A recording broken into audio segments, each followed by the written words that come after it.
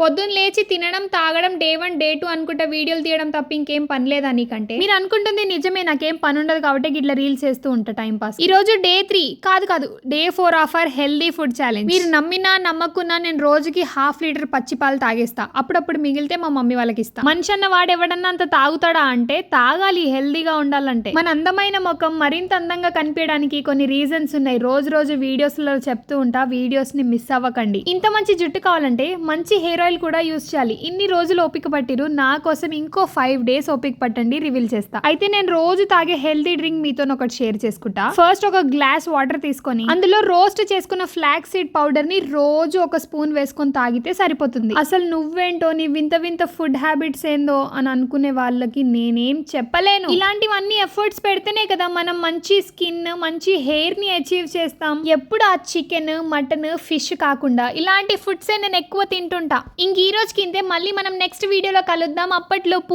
Bye.